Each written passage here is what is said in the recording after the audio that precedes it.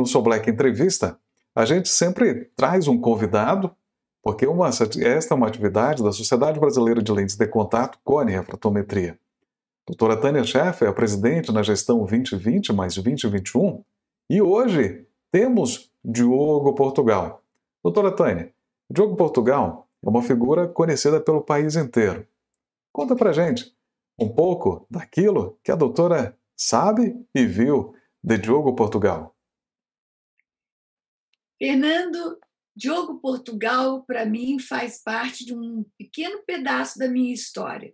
Eu sou madrugadora e eu faço musculação há muitos anos aqui no Clube Curitibano, às 6 horas da manhã. E o meu contato com Diogo foi no Clube Curitibano. A gente fazia musculação no mesmo horário. É claro que eu ficava num andar e ele no outro, porque a minha musculação era muito mais leve do que a dele. E eu aprendi a admirar essa figura incrível e vi essa transformação maravilhosa dessa figura superdotada que é o Diogo Portugal. Fora disso, a gente está sempre se vendo nos aeroportos da vida. Ai, que saudade! Antes da pandemia, isso era muito frequente, porque ele deixou de morar em Curitiba, mas o coração dele continua aqui. Senhoras e senhores, estamos no ar. Eu sou o Sou Black Entrevista, hoje recebendo Diogo Portugal. Diogo, seja muito bem-vindo. E aí, prazer enorme estar aqui com vocês, tudo certo? Tudo tranquilo. É uma satisfação nossa. E a Sociedade Brasileira de Lentes de Contato, Cone Refratometria, essa entidade médica que fala sobre a visão, hoje tem a alegria de contar um pouco mais da história e principalmente valorizando a questão desse contato visual que é tão importante para nós. Diogo, nesse período de pandemia e conhecendo um pouco da sua história, você sempre procura trazer o cotidiano de uma forma, de uma roupagem diferente. Eu lhe pergunto, de onde é que vem tanta inspiração? Cara, eu gosto muito de falar de assuntos recentes e atuais, né? Isso faz muito parte do meu show, faz muito parte dos materiais que eu tenho postado com frequência no meu canal do YouTube, nas redes sociais, que é por onde eu mais me comunico assim, ultimamente. E os assuntos, tipo assim, eles vêm meio que já por exemplo, como é que eu vou dar um exemplo assim, mas às vezes é política, às vezes é só uma notícia, às vezes é o clipe da Anitta que está fazendo sucesso, está todo mundo falando. Eu procuro nisso achar uma aproximação com o público, né? Porque está todo mundo falando desse assunto. Por outro lado, eles são assuntos perecíveis, né? Então, o comediante ele sempre tem que falar de assuntos atuais, mas também ter um material que é aquele material que não fica velho, que é um material sobre um assunto que seja mais atemporal também, né? Então, eu procuro trabalhar medindo essas duas balanças. Eu não gosto de deixar de falar de um assunto que é recente, que é fresco, mas, ao mesmo tempo, eu estou trabalhando um texto sobre o quanto é incômodo a gente ter que ficar usando máscara o tempo inteiro né? E que isso já fez parte do dia a dia das pessoas e que, pelo jeito, vai ficar um bom tempo ainda. Sim, e Diogo, essa observação do dia a dia, do cotidiano, na sua casa, você, quando era pequeno, era chamado de único. De onde que vem isso? É verdade, é verdade. Isso vem do meu avô, que meu avô ele dizia que eu era o único que fazia as merdas, né? Eu que dava uma coisa errada, era eu. Tipo, não tinha dúvida. Era eu que pisava no formigueiro, era eu que caía no rio, era eu que perdia o tênis do banhado, era eu que fazia. Só que meu avô tinha um humor também, que eu acho que eu peguei muito dele, isso, assim, que ele falava as coisas na mesa, assim, às vezes toda a família.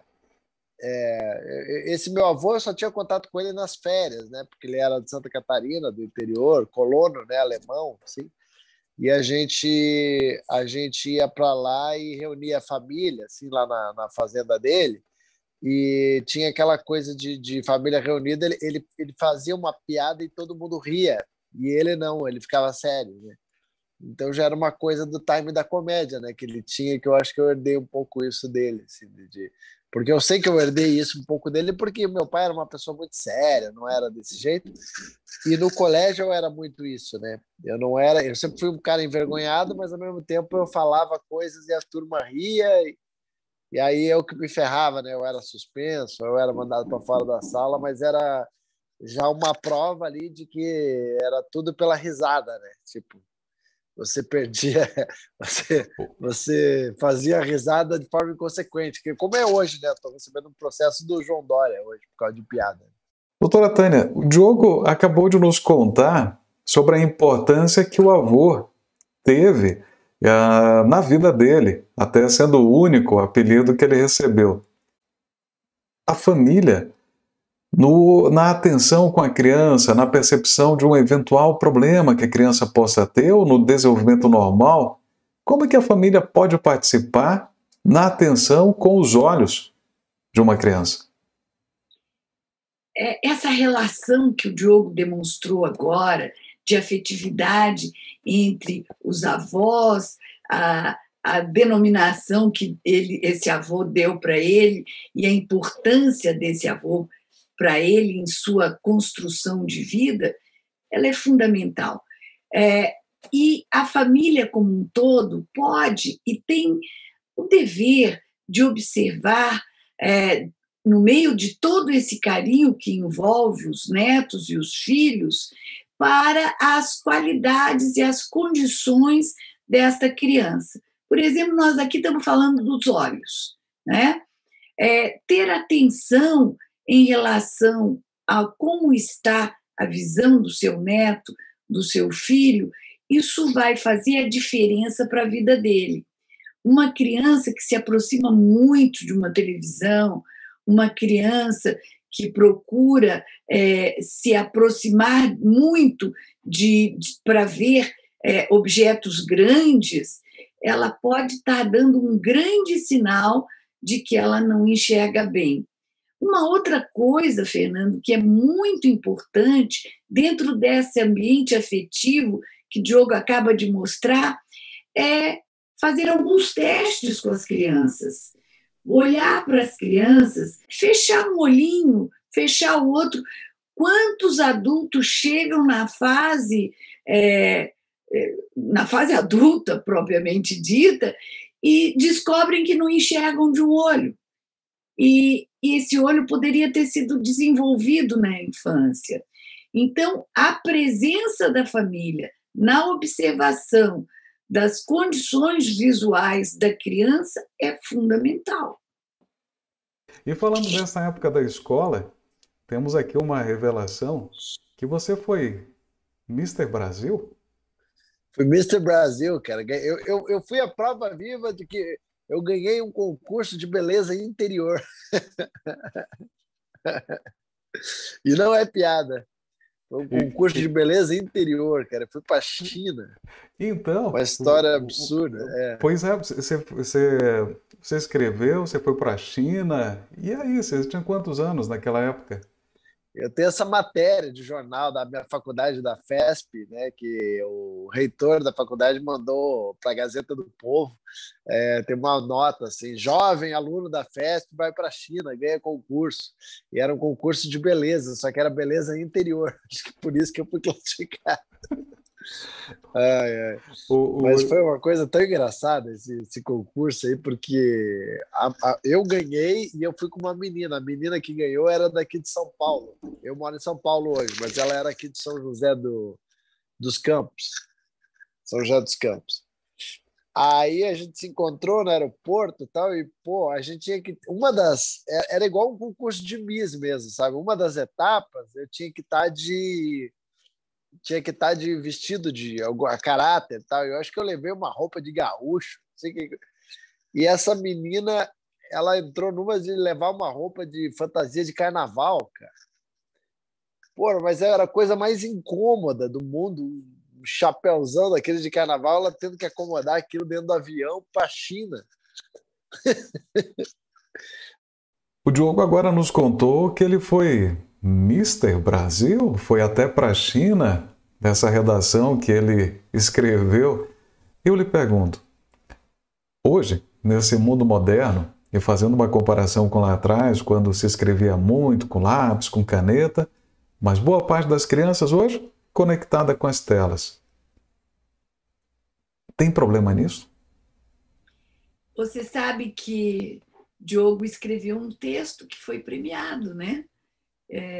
E que o levou a essa aventura incrível que ele relatou aqui.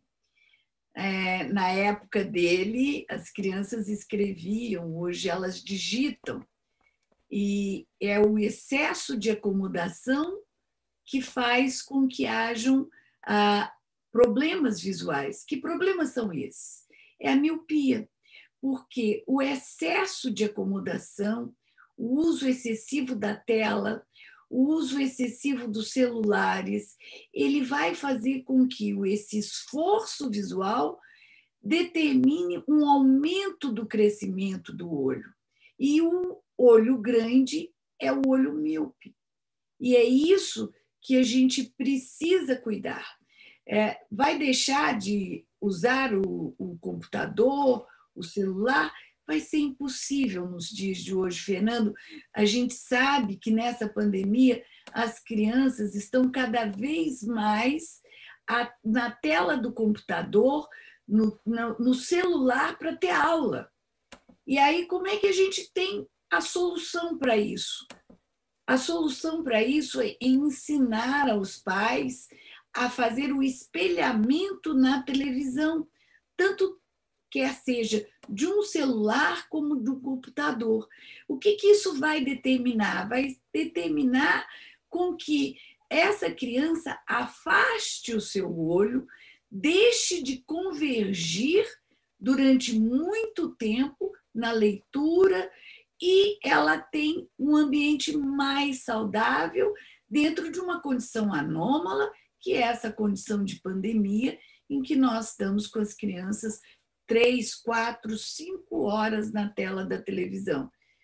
E eu não sei se você sabe, mas trabalhos científicos demonstraram que num estudo que já vinha correndo entre 126 mil crianças em Singapura, que durante o período da pandemia 2020, o aumento da miopia entre crianças de 8 anos foi extremamente significativo, o que mostra uma pesquisa que já vinha correndo, porque é difícil fazer uma pesquisa durante uma pandemia, criar uma pesquisa assim, mas essa nos mostrou uma evidência científica muito importante. Um grande alerta para você, pai, um grande alerta para você, avô, avó, tia, professor.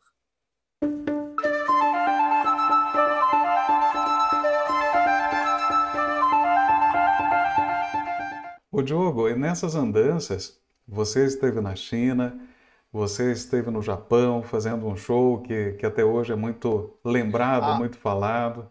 para o Japão eu já fui como comediante daí, né? Daí Uhum. já isso foi bem depois, aí foi em 2008, fiz uma turnê muito legal no Japão em 2008. Foram 6 cidades que eu percorri. Foi uma casa cheia em Hamamatsu, um dos maiores teatros dessa cidade lá do Japão, que chamava Hama Hall, o teatro lá em Hamamatsu. E foram várias cidades. E depois eu voltei ainda de novo em 2014. Voltei de novo. Foram 2 turnês no Japão já na minha carreira. Espero voltar ainda mais uma vez, se Deus quiser.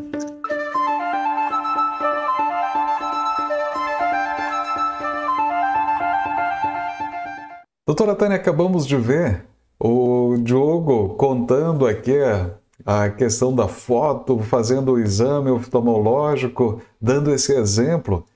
E eu lhe pergunto, quando que as crianças, em relação à miopia, em relação aos cuidados, precisam ser levadas pelos pais até o consultório do médico oftalmologista?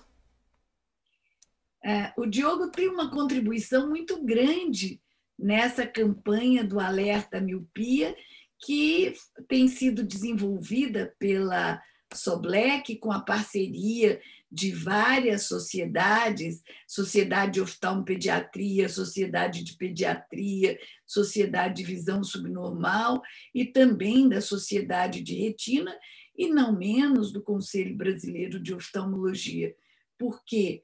Porque a gente sabe que o cuidado com os olhos ele precisa ser precoce.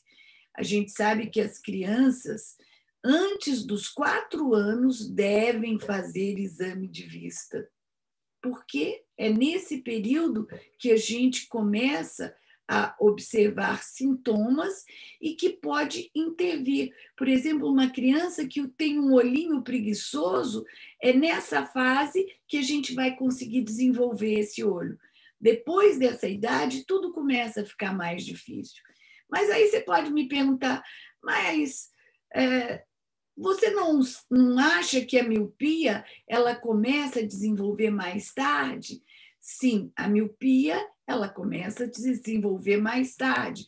No entanto, existem indícios do tamanho do globo ocular na criança, ou quer a criança que tem uma hipermetropia natural em torno de 3, 4, 5, 6 anos, se ela não apresenta essa hipermetropia, pode ser um grande sinal de que ela vai ser míope precocemente. Quanto mais cedo, Fernando, melhor. E com uma frequência muito grande, anual ou bianual, se houver algum indício. Sem dúvidas. Diogo, tem uma passagem na sua vida quando você foi uma vez para Vilhena. É E verdade. então, como é que foi esse calor da plateia? Vilhena, poxa, foi uma coisa que foi assim, eu só fazia show em Curitiba, né? Curitiba era a minha nave-mãe ali, era meu QG, né? Eu era já conhecido na minha cidade, porque eu participava do programa Transamérica Sports com o Alexandre Zray, que eu fazia o boy da Transamérica, que era um personagem. E eu comecei uma noite, não era só o que faltava, do qual o Miau fazia parte, participava do elenco e tal. Então, toda semana tinha esse show, né, de humor. E aquilo foi uma grande academia para mim, quando pintou uma possibilidade de eu participar de um programa de TV, que era o programa do Faustão. Primeiro eu participei do Jô e depois do Faustão. Quando eu fiz o programa do Faustão, aquele quadro que eu participei, que era o Pistolão do Faustão, ele caiu no YouTube. E era o ano do YouTube, eu acho que era 2006, se não me engano. O que aconteceu? Pessoas começaram a requisitar o meu trabalho, né? Tipo, fora de Curitiba. Então foi um grande ponto de virada na minha carreira. Foi quando eu comecei a viajar o Brasil com o meu show. E a minha primeira experiência foi essa, foi para Vilhena, realmente, que me levaram. Eram 2 cidades, era Vilhena e Ariquemes. Mas Vilhena que foi o que mais impressionante, assim, que eu cheguei lá e tinha um carro todo plotado com meu nome, tinha um outdoor na cidade com a minha cara. Eu falei, meu Deus, né? Tipo, não estava acostumado com aquilo, né? Então foi uma experiência muito agradável, assim, de impactante, assim, né? Sim, Me sentia a Juliette do Big Brother, assim, né? Tipo, porra, que legal, né? E foi uma casa cheia, assim, foi um showzaço, foi muito bacana, foi gratificante, assim. sem dúvidas. E nesse coração gigante que o Diogo Portugal tem, e ao mesmo tempo de levar alegria para muitas pessoas, como é que fica esta conexão com o público? Por que que é tão importante o olhar para a pessoa que esteja assistindo e esta fundamental caminhada que o oftalmologista ajuda tantos? O olhar ele é extremamente significativo, né? O olhar ele traz emoções.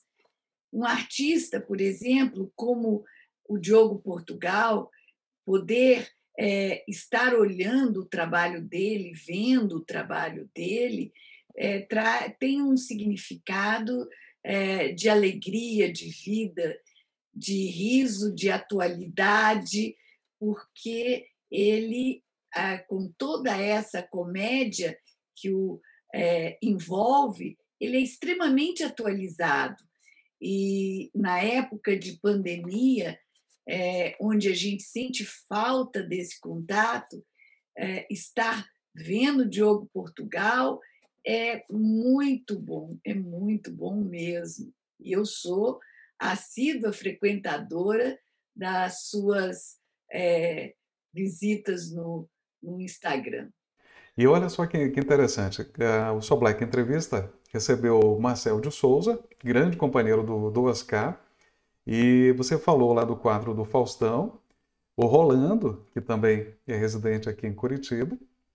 Na época, o Oscar vinha aqui com ele, o Oscar conta essa história, e o Marcel falava sobre a questão do talento. E você tem muito na sua história a sua persistência em poder dizer, poxa, vamos falar do nosso dia a dia.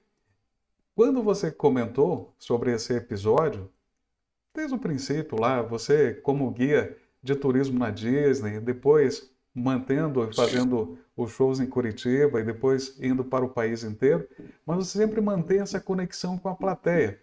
E aí que eu te faço a pergunta, como é que funciona o olhar seu de ter ido pelo país inteiro com o público que lhe assiste?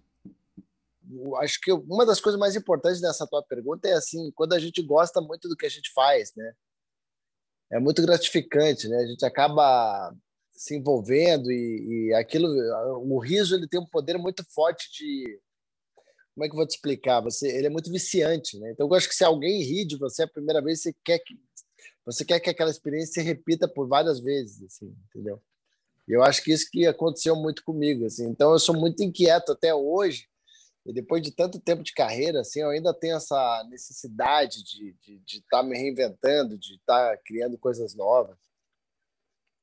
Ô Diogo, nessa reinvenção constante, sempre tem aquela ah, vontade de estar sempre conectado com as coisas. É verdade que você conversava com a secretária eletrônica? Sim, eu sempre fui muito distraído, né? O fato de eu ser muito distraído, eu deixava recado para mim mesmo na minha própria secretária eletrônica, que era para eu lembrar de coisas, assim, né? E daí eu sempre digo que eu acabava desenvolvendo uma relação comigo mesmo, né? Eu ouvia uma voz conhecida e falei, pô, quem que é esse? Sou eu mesmo falando comigo na minha secretária eletrônica. E essa coisa e você vê que isso acabou virando um texto de stand-up, né? Que está no meu especial, que é o Primeiros Textos, mas que é um texto que ele caiu em desuso, né? Porque hoje ninguém mais usa uma secretária eletrônica, né? Então, tipo, para uma rapaziada mais nova, você tem que me explicar o que é uma secretária eletrônica. É muito doido isso, né? Ô Diogo, Os textos de humor ficam antigos também. verdade. E falando nessa história, principalmente do stand-up, quando a gente anda um pouquinho mais lá para trás, a gente lembra José Vasconcelos, Certo. Uhum. depois Chico Anísio, Jô Soares, toda uma turma. Eu lembro quando tinha aquele LP do Zé Vasconcelos, todo mundo ficava esperando para Sim, poder ouvir. exato. Como é que essa história fez parte para você que tinha personagens, ainda tem, mas de repente foi para o palco e começou a conversar com a plateia? É muito legal isso, você falar isso. Quando eu era pequeno, eu me lembro dos meus pais ouvindo, assim, às vezes nos eventos, coisa de evento de adulto, assim, que você ouvia eles ouvindo, eu via eles ouvindo o disco do Juca Chaves, né? E eu via que eles riam, mas como eu era muito garoto na época, Juca Chaves que acabei virando amigo, fui na casa dele e tudo. Mas, assim, na época eu via eles rindo de um humor que eu sabia que era engraçado, mas eu não entendia, porque era muito politizado e eu era uma criança. Quando eu tive contato uma vez com uma fita cassete do Ari Toledo, que eu vi uma vez no carro do meu pai, e que estava ali por acaso, nem era dele. Acho que ele ganhou de alguém, não sei, fita do Ari Toledo. Aí eu ouvi aquilo e ali eu me identifiquei. Era uma comédia mais fácil de eu entender, mais piada mais direta. Depois eu conheci o CD do Costinha, o disco do Costinha. Ali era um humor mais que eu me identificava mais, né? Como criança e achava aquilo o máximo. Eu acho que essas foram as primeiras coisas que despertou a comédia em mim, né? Depois, com o tempo, Cacete e Planeta, Planeta Diário, eu tive outras referências de humor, assim. Monty Python, essas coisas, né? Que daí já era uma coisa mais elitizada, assim. Mas... E, obviamente, o próprio Juca Chaves depois, né? Que eu fui entender a linha de comédia dele, que era uma coisa mais intelectual até, assim, falando, né? Muito inteligente. Então, eu bebi muito nessas fontes, eu fui assistir muitos shows do Chico Anísio, até o João Kleber, Tom Cavalcante, o Jô Soares, e eu tentava aprender com eles os fios condutores, né? Como que eles faziam para ficar uma hora no palco contando a piada, como que ele sabia qual era a próxima piada que ele ia contar, como é que ele automatizava isso, né? E não tem outra maneira de você fazer isso a não ser fazendo mesmo. Você vai fazendo, fazendo, fazendo, e aí você vai automatizando. Eu, no comecinho de carreira, eu fazia umas colinhas, assim, eu fazia uma medalha, assim, sabe? Agora eu vou falar disso, agora disso. Mas eu fui aprendendo a fazer, né? Ótimo. O Diogo, também o seu engajamento social com diversas campanhas, e principalmente de esclarecimento para o público, e nesse momento a sua Black tem colocado muito atenção no uso prolongado das multitelas e as crianças que acabam ficando, a gente pela questão da pandemia e tal. Nós temos aqui uma foto sua fazendo o exame dos olhos. Exato. E eu te pergunto o seguinte: o quanto do olhar da plateia te cativa, te incentiva? O olhar da plateia é tudo, né? Porque a gente, às vezes você não vê nada, mas ao mesmo tempo você vê tudo, né?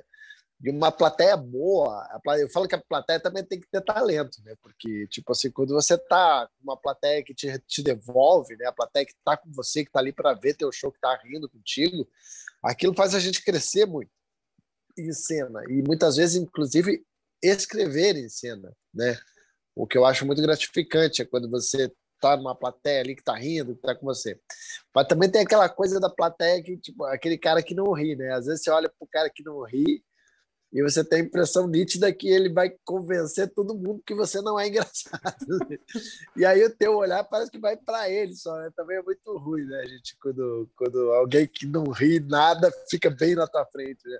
As pessoas que não ri muito, elas devem sentar mais atrás no show de humor, porque aquilo realmente intimida a gente que é da comédia. Muito É bom. muito doido.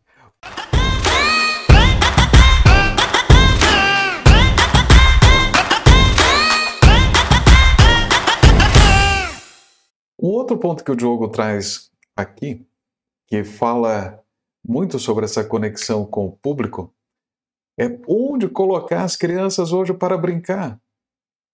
Isso influencia no controle da miopia? Fantástico essa pergunta, Fernando, porque existem alguns fatores que levam ao desenvolvimento, ao aparecimento da miopia. O fator mais importante que a gente acreditava que era preponderante era a herança, a hereditariedade. Pai míope, mãe míope, avô míope, tios míopes. Essa criança tinha uma probabilidade muito grande de também ser míope. E o que nós sabemos agora? Que existem outros fatores. E são dois fatores importantíssimos. Um deles nós já abordamos, que é o excesso de convergência para a leitura nos celulares, nos tablets, o excesso de tempo de convergência ocular nessas atividades. Mas tem a mais importante, aquela que a oftalmologia mundial está muito atenta, que é o tempo de atividades ao ar livre. As crianças perderam esse hábito.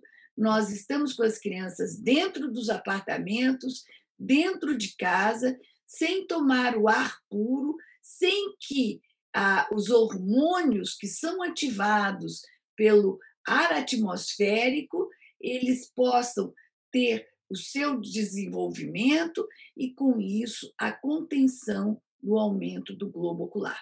Então, fundamentalmente, é botar as crianças para brincar ao ar livre. Leve para a praça, leve para o playground no prédio, mas tire as crianças. Os pais precisam criatividade. A gente sabe que a vida está difícil, mas nós vamos ter em torno de 50% da população mundial em 2050 de míopes e 2 bilhões de altos míopes com muitos problemas que isso vem acarretar. Doutora Tânia, nessa alegria, aqui, ouvindo o Diogo, escutando os conhecimentos que compartilha com toda a nossa audiência, aí tem uma pergunta. Meu filho brincou, reduziu a questão da miopia, mas ele precisou tratamento. Como é que é feito o tratamento para a miopia? Na realidade, a miopia não tem tratamento. A miopia a gente corrige com óculos ou lente de contato. Na fase adulta, pode, quando há indicação, ter a cirurgia. O que nós fazemos, Fernando, que é muito importante, é o controle da progressão da miopia. Aí é que é a cereja do bolo. Ou seja, nós temos medicamentos, nós temos lentes de contato de uso noturno e temos lentes de contato de uso noturno. Aí você vai me falar, mas se o meu filho tiver com uma miopia iniciando aos 3, 4, 5 anos ou 6, ele vai usar lente de contato? Ele pode usar lente de contato, sim. Não existe contraindicação em relação à idade para o uso das lentes de contato. Se houver um diagnóstico de que aquela criança vai ter uma progressão acentuada de miopia, os trabalhos mostram que a gente, com essa intervenção, pode diminuir em torno de 50% a 60%. Vamos falar em 50%. Se eu tenho uma criança que vai ter 8 graus de miopia, se eu coloco essa criança desde cedo num tratamento de contenção da progressão da miopia, eu posso ter essa criança com 4 graus e não com 8 graus. A gente sabe que 5 graus de miopia é o que a Organização Mundial de Saúde alerta para os problemas decorrentes da alta miopia. É o marco da alta miopia, 5 graus. Aí, na vida adulta, eles podem ter catarata, glaucoma, descolamentos de retina, alterações da retina, motivo pelo qual todas as sociedades estão agregadas aí nesse trabalho.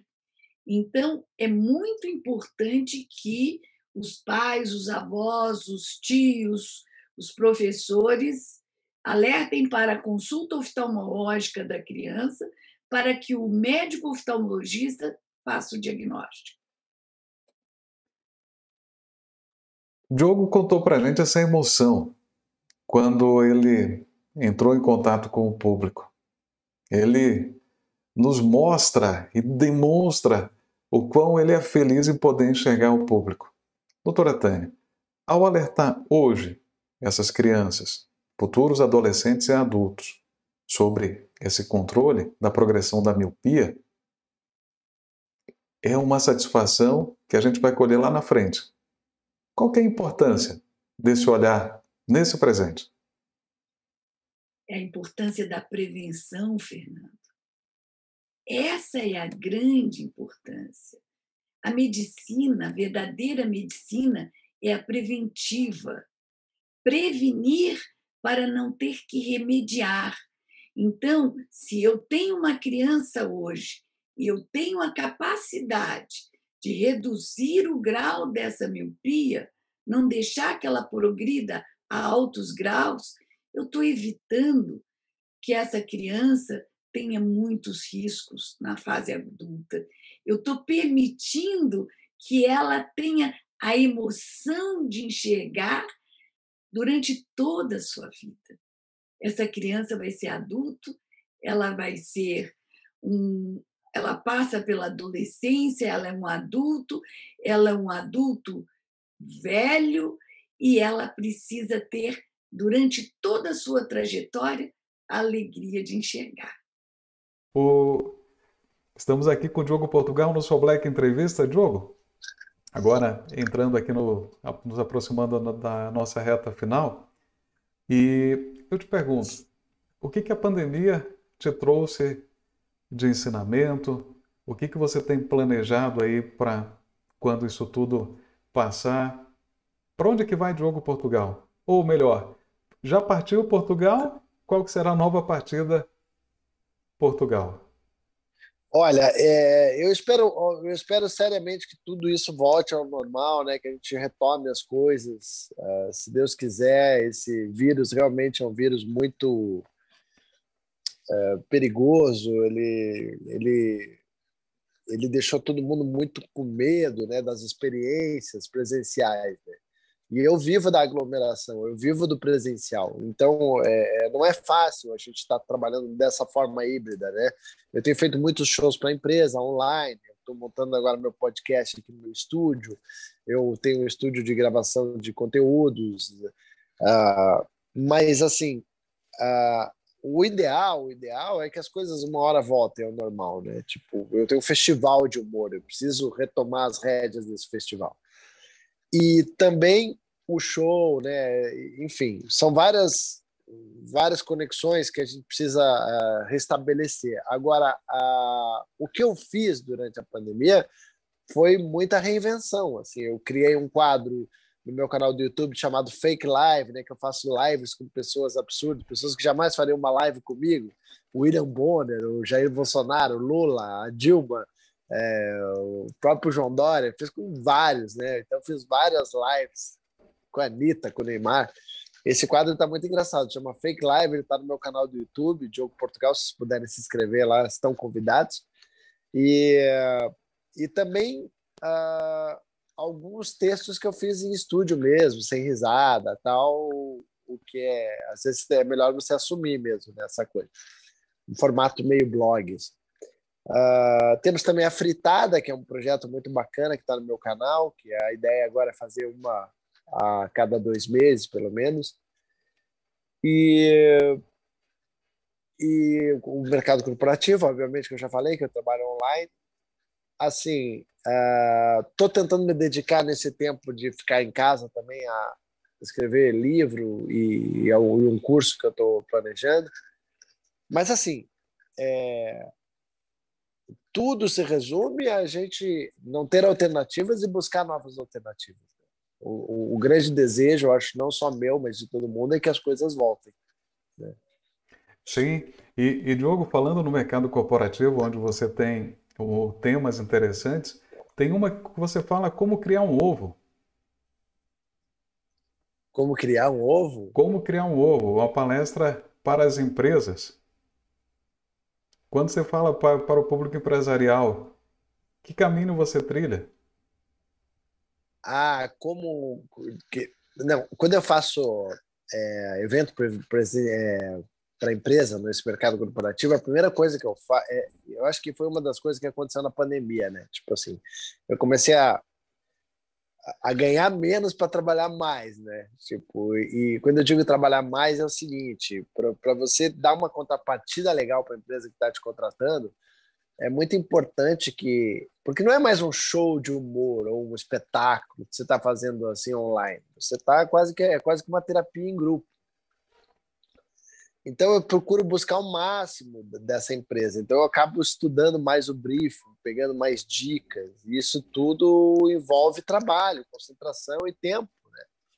Então, quando eu vejo, eu tô amigo da empresa. Eu sei desde o cara do almoxerifado, o cara da recursos humanos, o cara das vendas.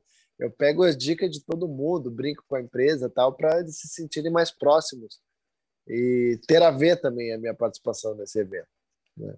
Que bom. Senhoras e senhores, ouvimos Diogo Portugal. Diogo, é um privilégio eu sou Black ter você, e principalmente aqui nesse tempo. Eu lhe pergunto, que mensagem você deixa aqui para o nosso público? O país inteiro te assiste. Olha, a mensagem é que rir é o melhor remédio, né? A não ser que você tenha problema de vista, que daí óculos e lente de contato. Mas eu quero deixar um recado para a galera ficar conectado comigo aí nas minhas redes, porque eu estou sempre colocando coisas novas. Quero agradecer meus apoiadores, que se não fosse eles eu também não estaria segurando uma onda, principalmente da Fritada, que é um projeto muito caro de produzir. Posso agradecer, não? Pode, claro. Sim. O Restaurante Madeiro, né, que está aí há muito tempo, meu amigo Júnior Durs, que sempre me deu o maior apoio e nas parcerias de projeto de humor. E na Fritada também a Fronteira Brasil, que também são duas empresas de Curitiba que estão juntos comigo aí nesse projeto. Sem dúvidas, e é que essas empresas prosperem ainda mais, que tenham mais e mais clientes, que abram filiais. E passaram dificuldades também, né? Porque, veja bem, no momento que fecha shopping, né, todos os restaurantes ficaram fechados também, né? Então, a gente torce para que tudo volte, né? Para que toda a máquina volte a girar, né? Para todo mundo retomar as respectivas saúdes financeiras. Com certeza, é desse equilíbrio que a visão contribui bastante. Ao mesmo tempo que a gente compreende. Eu já estou nessa fase aqui, ó. Eu, para enxergar, eu preciso de óculos para enxergar letrinhas pequenas. Assim, quando eu faço a fritada, ou eu coloco uma lente, ou eu tenho que usar óculos. Complicado. O Diogo é uma pessoa superdotada e que sabe dividir a sua fama no sentido de levar às pessoas o benefício daquele momento e usa essa oportunidade para que o bem seja feito. Diogo, querido, muito obrigada. Eu sinto falta de você aqui na academia, viu? Você de vez em quando podia vir para fazer um pouco, nos dar um pouco de alegria nessas madrugadas agora frias, mas muito obrigada, querido, por você estar junto com a Soblec e com todas as sociedades, ajudando e alertando aos pais de forma permanente. Eu sei que você vai estar conosco, mesmo em todas as suas atividades, lembrando a eles que precisam cuidar das suas crianças, dos olhos das suas crianças. Muito obrigada, Diogo. Senhoras e senhores, tivemos o privilégio da presença Diogo Portugal aqui conosco, Diogo contando um pouco mais da história e mostrando que ele continua a nos inspirar e principalmente sendo um exemplo para tantos e tantos artistas. Diogo, muitíssimo obrigado. A Sociedade Brasileira de Lentes de Contato com a Refratometria assim, diz para você e para o seu que a sua saúde seja sempre persistente e que a sua alegria seja o melhor remédio para nós e para todos. Muito obrigado pela presença. Eu que agradeço, foi um prazer participar. Um abraço aí a todos. Valeu. Um abraço e até a próxima.